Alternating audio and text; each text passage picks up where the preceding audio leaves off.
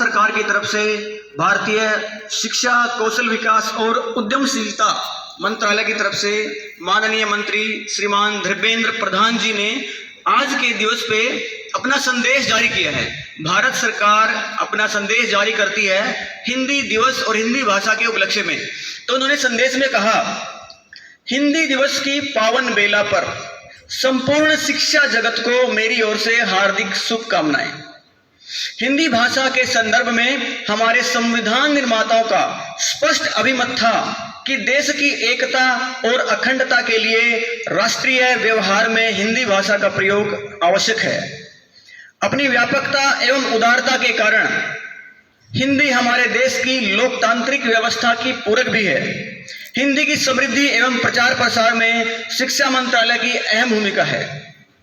इसलिए शिक्षा मंत्रालय ने हिंदी तथा सभी भारतीय भाषाओं की अस्मिता और उत्थान को सुनिश्चित करने के लिए राष्ट्रीय शिक्षा नीति 2020 में हिंदी सहित भारतीय भाषाओं में प्रारंभिक शिक्षा से लेकर उच्च शिक्षा तक ग्रहण करने का प्रावधान किया है। विभिन्न भाषाओं एवं सांस्कृतिक परंपराओं से समृद्ध भारत जैसे देश की प्राचीन ज्ञान परंपरा को प्रचार प्रसार रूप में मातृभाषा के माध्यम से ही संभव किया जा सकता है।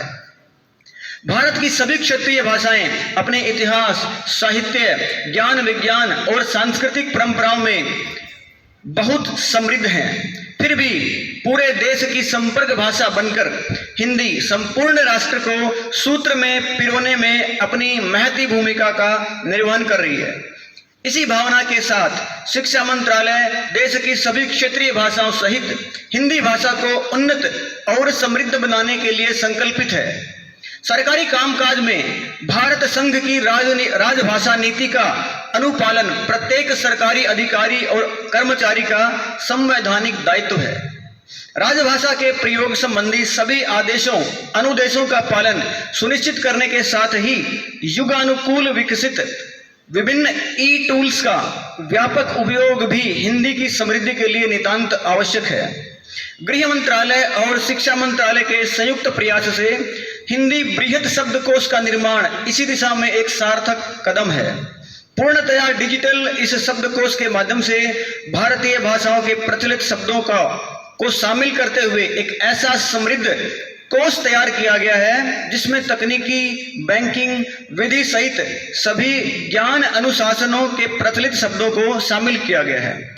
इस शब्दकोश की सहायता